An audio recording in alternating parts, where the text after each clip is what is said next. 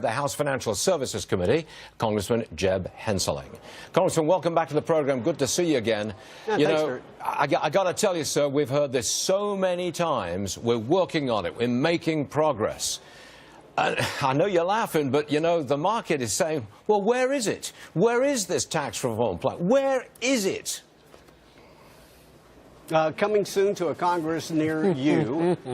So as you know, I'm not Chairman Brady, Chairman of the Ways and Means Committee. I spoke to him earlier this morning. I do think great progress is being made. And listen, I was listening to your program. I was listening to the Speaker. This has always been a 2017 calendar item. It's a big, heavy lift. It's one of the reasons it hasn't been done in almost a generation. But I am confident in my discussions with the Speaker and with Chairman Brady, it will get done this year. Now, is that next month? September, I can't quite pinpoint that date, but I'm encouraged at the progress that has been made so far, and I take the Speaker at his word. It will happen this year, and people can count on it. Okay, now you're the chair of the House Financial Services Committee, so you're very much concerned with Dodd-Frank and either replacing it, repealing it. Can you do anything about Dodd-Frank without going through Congress? Can you make rule changes in some way that would really alter the financial regulation picture? Well, Stuart, the short answer is yes. Not unlike Obamacare, there's a fair amount of Dodd-Frank that was constructed by pen and phone. And that means it can be deconstructed with pen and phone. So there's several different ways, to quote the president, that we can do a number on Dodd-Frank.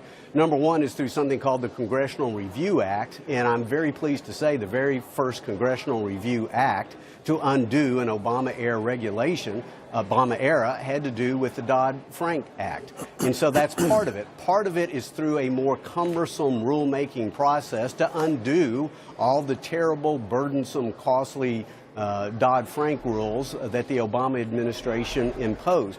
Part of it is that personnel is policy, and so who the president appoints to positions like the vice chair of supervision for the Fed, they loom large. And so far, I've been very impressed by the president's economic team that he's surrounding himself with.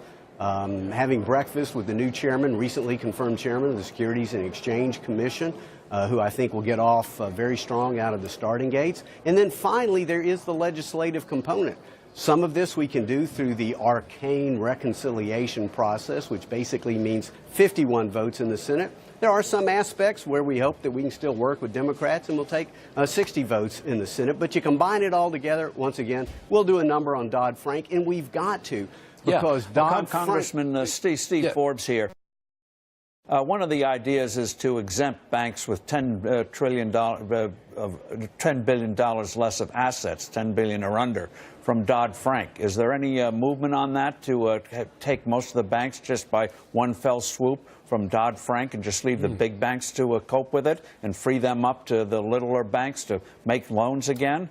Well, Steve, that's very much in many respects what the Financial Choice Act does, which is what we have recently voted out of our committee. And it simply says any bank that's willing to put 10% equity against their assets, a 10% simple leverage ratio, gets a Dodd-Frank off-ramp. Most community banks are already there. The big Wall Street banks, by and large, aren't there, and that's probably why many of them are opposing the Financial Choice Act. But the problem in setting any specific threshold as far as asset size on an exemption, theoretically, community banks are exempt from a lot of Dodd-Frank already.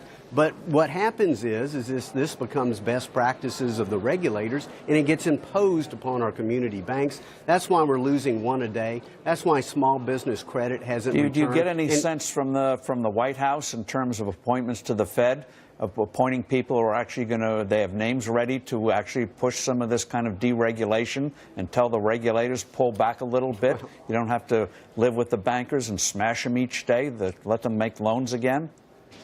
Well, I certainly hope so. So they don't run their nominees necessarily through me. But you'd have to talk to them. But I think we have, well, I've heard some names bandied about, and there's several that I would be very happy with. And we'll see what comes out of the process. But we need some people put on the Fed pretty soon. All right. Jeb Hensarling, Chair of the House Financial Services Committee. Thanks very much for joining us, sir. We appreciate it. Thank you. Thank you. Now, one of the issues, obviously, the issue of the day that's being